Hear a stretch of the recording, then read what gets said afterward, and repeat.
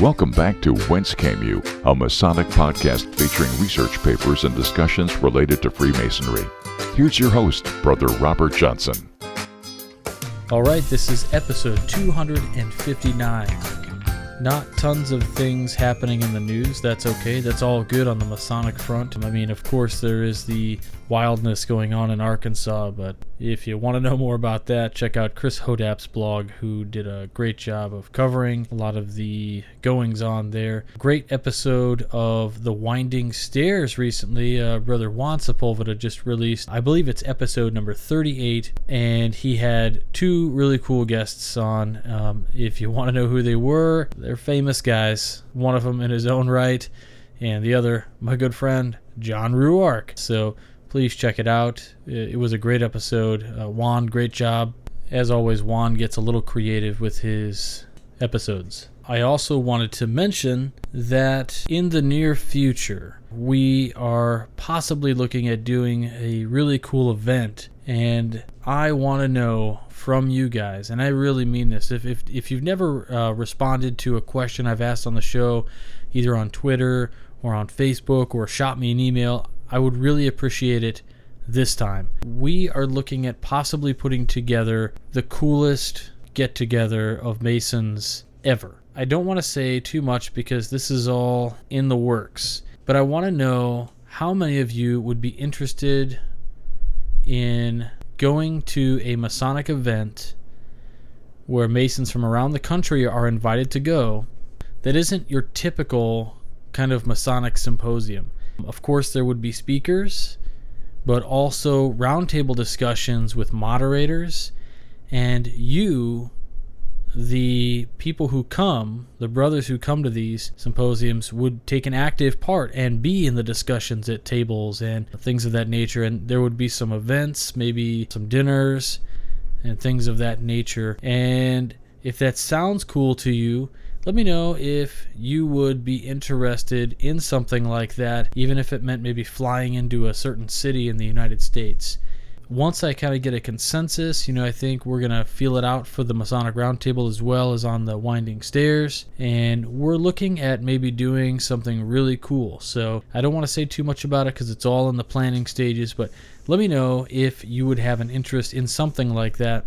And of course, there would be some ticket cost associated with it, but we need to gauge just how many people are interested in something like that before we can figure out a cost to something like that. So shoot me an email or hit me up on Facebook or tweet us at Whence Came You and let us know if you'd be interested. I think it would be a lot of fun to do, but we of course need to plan for it, and our plan is to do it sooner than later, so we're looking at getting things rolling. So with that, I'd like to go into the first piece for this week, which I would like to read out of the Northern Masonic Jurisdictions magazine, the Northern Light, which came out with a article in their latest issue. So here we go.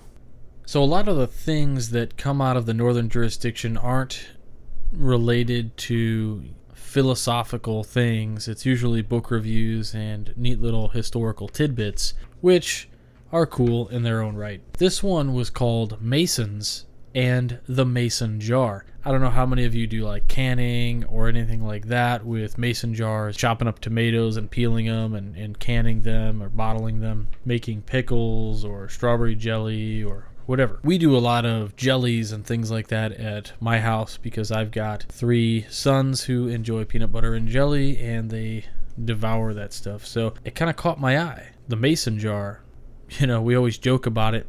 We had our installation dinner and my wife used mason jars on all the table because she thought it was funny, but it now seems that there's maybe a little bit more of a connection. Masons and the Mason Jar. Is there a connection between the Freemasons and the once ubiquitous mason jar used for canning? Mason jars used to be seen everywhere.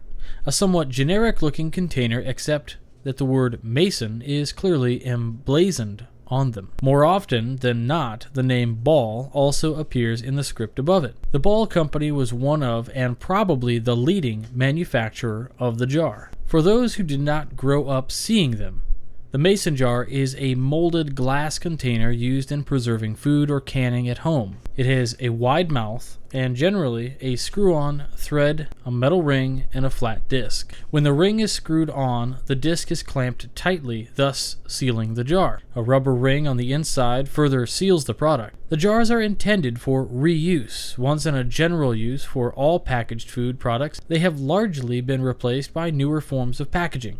They still, however, are used in home canning. To this day, the term mason jar is part of the language. Back to the original question. Are the jars in any way connected to Freemasonry? Well, yes and no. There is a strong connection, but that is not where the name came from. Although seemingly illogical, let's start from the end of the story. A member of the Northern Light staff was skiing in New Hampshire. While on break in the lodge, she noticed several skis on the rack sporting what looked very much like a square and compass design. Upon further examination, it was the logo of a brand named Volkel. A little research unearthed the fact that it is a German-based firm with an American branch located in Lebanon, New Hampshire. No direct connection with our fraternity was evident, though. However, in August of 2007, Volkel was acquired by a company called Jarden. Jarden adopted that name back in 2002, having previously been known as Altrista. Here's where it gets interesting.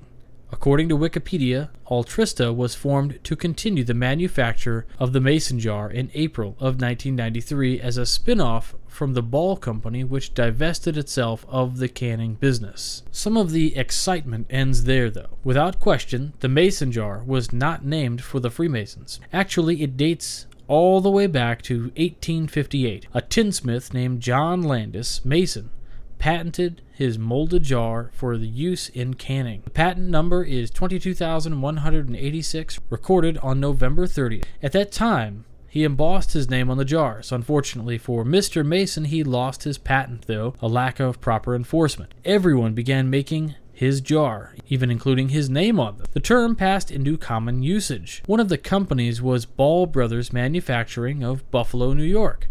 Their version of the jar was so popular that they needed to move the firm to Muncie, Indiana, due to the abundance of cheap natural gas in that area, making the manufacture of glass much more cost-effective. There were 5 brothers in all: Lucius, William, Edmund, Frank, and George.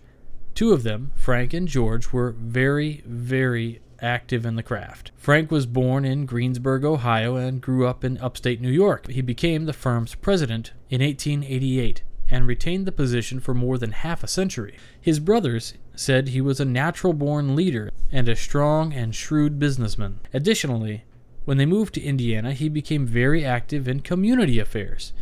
He was the president of the Muncie and Portland Traction Company and the Muncie and Western Railroad Company and the Muncie YMCA. Frank Ball was raised in 1898 in Muncie Lodge number 433, was a member of Muncie Chapter number 30 Ram, and was a Scottish Rite member in the Valley of Indianapolis. He also joined Murat Shrine in Indianapolis. The youngest brother, George, was born in Trumbull, Ohio, and also grew up in the state of New York. He joined the family firm at age 21 and quickly rose through the ranks. He began as a bookkeeper and later became treasurer, secretary, vice president, president, and board chairman. Like his brother Frank, he had several interests, both business and civic. He was involved with railroads, steamship lines, grain elevators, and bus and truck lines. He was on the board of many major firms, including Borg Warner, Nickel Plate Railroad, and several banking institutions. Like his older brother George, was a Freemason. He was raised in Muncie Lodge number 433 in December of 1898, and he followed George into several other Masonic organizations, including the Scottish Rite of the Northern Masonic jurisdiction. The Ball name became famous nationally. It appeared in large letters on every glass jar sold. In fact, the name Mason and Ball are almost synonymous in the canning world. The family also was very generous and community-spirited. In 1917, the brothers purchased the foreclosed Indiana Normal School and donated it and the surrounding land to the state of Indiana. The legislature accepted the donation, combining it with the Normal School in Terre Haute. Its official name became the somewhat cumbersome Indiana State Normal School Eastern Division, but most students simply referred to it as Ball State. In 1922, the legislature made that name official. To this day, it is one of the very few public colleges bearing a family name. When the oldest Ball brother Edmund died, his will stipulated that part of his estate be used to create the Ball Brothers Foundation. He had a strong interest in improving the quality of healthcare in Muncie, so the funding was used to create a modern public hospital. It opened in 1929 as Ball Memorial Hospital. Today it lives on as IU Health Ball Memorial Hospital. The brothers, now firmly rooted in Indiana, did not forget their roots. Their uncle George Harvey Ball was the founder of Keuka College in the Finger Lakes region of New York. The Ball brothers purchased additional land for that institute, provided funds for the college, and donated a building which in 1921 was named Ball Memorial Hall. The manufacturing firm lives on and has consistently adapted to the times. Having divested itself of the Ball jars, the product that made them a household name, today it is an aerospace industry and is located in Brumsfield, Colorado. Maybe the Mason jar is not named for our organization after all, but the Ball brothers, who made that particular container famous, certainly were ingrained in the fraternity. And that tradition lived on. Edmund F. Ball, son of one of the founders, joined the firm in 1928 at the age of 23. Like his uncles, he rose to the presidency in 1948 and held that position until retirement in 1973. By then it was known as Ball Corporation. Also, like his uncles, he joined Freemasonry. He was raised in the same lodge in 1927 and followed them into the Scottish Rite. John Landis Mason, notwithstanding, it seems we still have at least a partial claim to the Mason jar. All this from A Day on the Slopes. So there you have it, kind of an interesting article. If I can, I will post the entire PDF for this issue of the magazine in the show extras. If I can't do that, I will put a link to it. It's actually the Northern Light, Volume 47, Number 3, August 2016, and features the classic cobalt blue Ball Mason jar on the front. It actually says Perfect Mason on the jar. So if you have some of those, that's pretty cool. So speaking of the Northern jurisdiction, how about this Scottish Rite Day coming up in November? Anybody have any plans on attending or doing anything special? I know it's a joint thing between North and South, the jurisdictions. Let me know if you plan on doing anything. Just a few weeks here, we're going to be going down to Springfield in October. And then shortly after that, the weekend of October 14th, I'll be down at the Valley of St. Louis for the Ball reunion. And that is the southern jurisdiction. So if you plan on going to either one of those events, let me know. Maybe we can catch a drink or something like that, have a few laughs, and talk about all of the great things this fraternity offers. So speaking of great things, I ran across a great magazine the other day. And when I say the other day, probably about a month ago, I picked up a quarterly magazine that had a great section about different mysterious societies. And one is always kind of interesting because it uses the name that we hear in Freemasonry quite a bit, at least in the Scottish Rite and in the Lodge of Perfection. So there was a short blurb, and this particular book/magazine had a lot of interesting tiebacks to a book that just recently came out. I'm going to be cryptic about it. I don't want to have any legal issues. But this quick article was called The Eleusinian Mysteries, and the key word being Eleu. Anybody in the Scottish Rite knows the perfect Eleu and the different degrees with that title in there. Might sound a bit interesting. So this particular piece is about the Eleusinian Mysteries in ancient Greece. So let's hit that up right now. So why this is interesting to me is it is one of the greatest descriptions on a high level, without going into too much detail, of one of the first mystery schools ever to have a record of. So I think it would be interesting to see and hear about perhaps a mystery school and what they would consider a play or a skit or a degree, as we would call it, how it was played out back then and what it meant. So here we go. The Mysteries of Demeter, the Greek goddess of grain and the harvest, and her daughter Persephone, were the most celebrated of all ancient cults. For more than 1,000 years before the group was shut down by Roman authorities, people throughout the Mediterranean region journeyed to Eleusis, 14 miles from Athens, to reveal in the rites and bear witness to the secrets of the mythical Eleusinian Mysteries. The Eleusinian Mysteries originate in the myth of the goddess Demeter, who learns that her daughter has been carried off to the underworld by the god Hades. Upon discovering that her husband Zeus had consented to the abduction, the enraged and heartbroken mother goddess stops grain and all green things from growing on earth, threatening not only humanity and all living creatures, but the gods as well, who would be denied their sacrifices.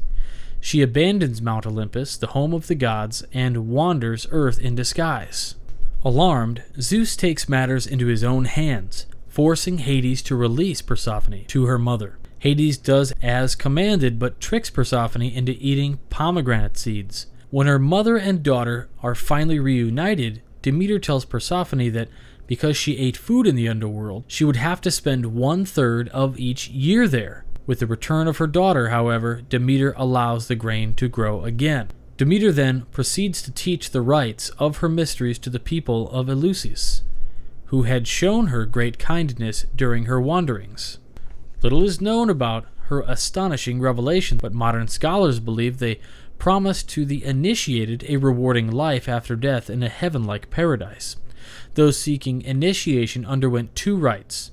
The lesser mysteries, celebrated in February at Agre, near Athens, involved purification in the waters of the Eleusis River, and the greater mysteries, celebrated in Athens in September through October, involving fasting, priestly sermons, and animal sacrifices. The festival then moved to Eleusis, the candidates carrying baskets of sacred objects. Along the way, they reenacted Demeter's search for her lost daughter. At Eleusis, the participants rested by the well, where Demeter had rested. Here they fasted and drank a barley and mint beverage, possibly infused with a mind-altering fungus. After imbibing, the participants entered the Telesterion, the Hall of Mysteries, where the secret ritual took place. Because the initiated were likely sworn to secrecy or punishment of death, no details regarding the form of celebration are known. It is said, however, that those who entered the sanctuary were forever changed and no longer feared death in the worldly plane. Wishing to eliminate all non-Christian religions, Emperor Theodosius I closed down the Eleusinian Mysteries in 393 CE. 3 years later, Arian Christian Visigoths destroyed the cult site at Eleusis, laying waste to the entire sacred complex. After more than a millennium, the cult of the Eleusinian Mysteries was no more. Some scholars believe that the esoteric teachings in the Eleusinians did, however, leave a lasting influence on Christianity. Now that's the end of that piece. And a few just notes here. I did say that the Eleusinian Mysteries were in 393 CE, or that's when they were closed down. However, CE, if you're wondering what that is, if you don't know, it's Common Era. It is the replacement of the ill-used AD, or after the death. Anno Domini. It's just the scientific way of saying BC and CE. So it's before Common Era, BCE, or CE Common Era. What I also noticed, and I think you guys probably all picked up on, was this fact that Persephone has to remain in the underworld for 3 months of the year, a quarter of the year. This is very similar to the idea of the winter, when the sun doesn't come up as much and the things don't grow. So it's very much tied to the fertility of the land. And if anybody has dug deep into the third degree meanings, you can kind of see where I'm going with this. It's pretty interesting stuff, and I think that it would just be fascinating if we ever found testimony of what actually happened in those rites and things in this building that they called the Telesterion, or the Hall of Mysteries. So anyway, I hope you found that pretty cool. If you wanted to learn more, then I suggest you look up books on the Eleusinian Mysteries. That's it for this week. I hope you enjoyed our quick episode. It's a little bit shorter than normal, but I have been super busy with work and things in the district, and I don't think you guys mind it all so much. I think these quick episodes are kind of getting back to our roots, so I hope you enjoy.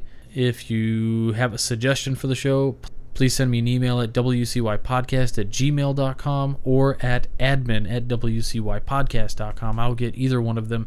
If you write me a letter or something like that, it will take me a while to get back to you. Just being completely truthful, it usually takes me a couple weeks to respond to an email. I do respond personally to every one of them. If you would like to support this show, please visit our website, wcypodcast@gmail.com. Click on Buy a Pin and show some support by grabbing one of our show pins, which is a really great pin. We have the entire rundown of the signs and symbols that are on the pin for you to check out. The pin is $10. It ships anywhere in the world for $2. It's a great deal. Please check it out.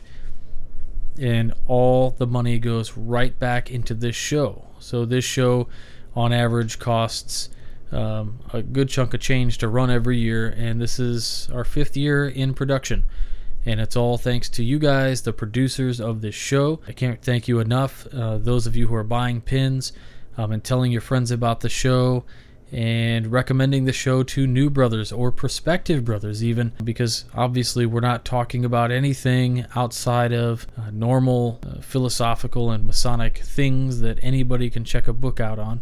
And we will never reveal ritual or anything like that on the show. So you can always rest assured that this show is for Freemasons and men seeking to join the craft. If you don't want a pin, you can click on the Support the Show button on the website, wcypodcast.com, and click on the King Solomon's Reserve Beard Oil. This is the only link there is to this. You cannot go to the website and just buy this stuff. This has been an exclusive product done by bankersbest.com.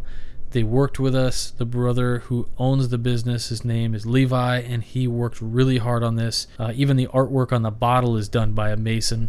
And again, it's called King Solomon's Reserve. It's an exclusive collaboration with this podcast. We get 50% of the profits from the product, and they're donated to the show so that you guys can continue to enjoy the program. So if it's something that you like, maybe you have a goatee or a beard or something, this is a great beard oil. I know it's a weird product to offer to support people, but the beards is a thing now. People have beards all over the place. They came back. It's a really cool, gentlemanly product, and it smells great too.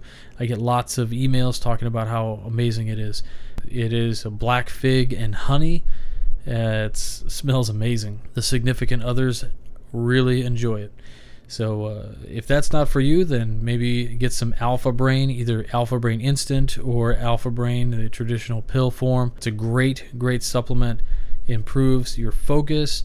It's all natural, vegan approved. It even helps out with lucid dreaming, heightened awareness, and the best thing of all, there's no caffeine in it. It's just good stuff for you. So if you click through our links on the website, then you use the promo code WCY at checkout, you're going to get 10% off, and they're going to send a little bit back to the show to help keep the lights on. So it's really cool. In addition, you can just donate to the show via PayPal.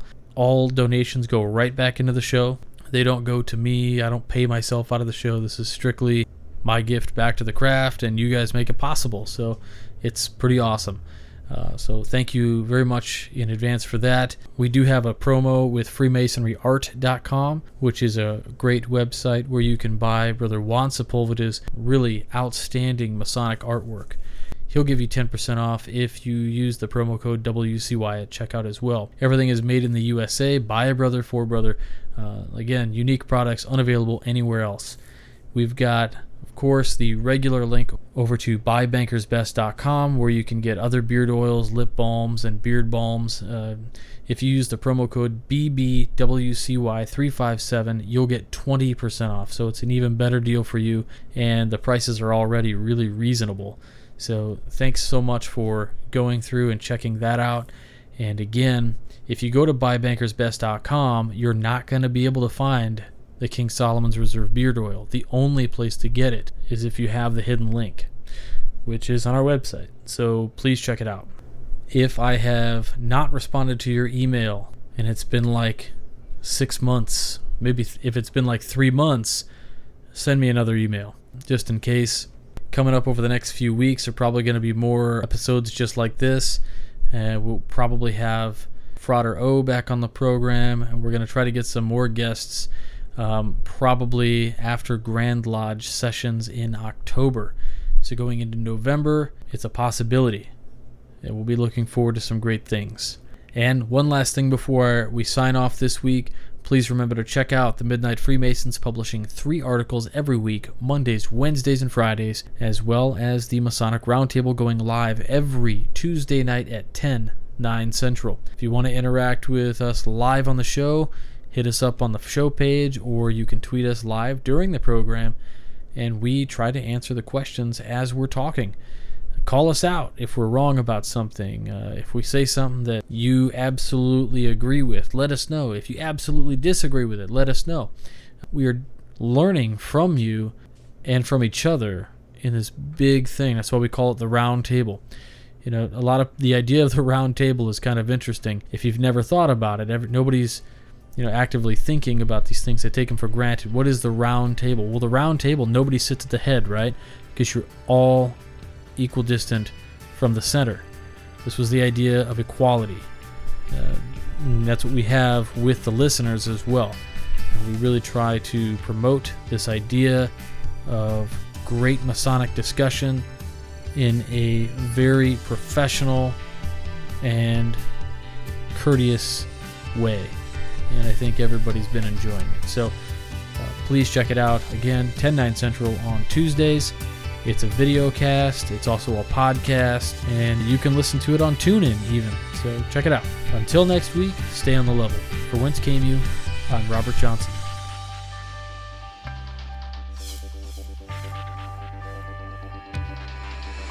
You've been listening to Whence Came You, a Masonic podcast featuring research papers and discussions related to Freemasonry with your host, Brother Robert Johnson. Be sure to join us for our next edition.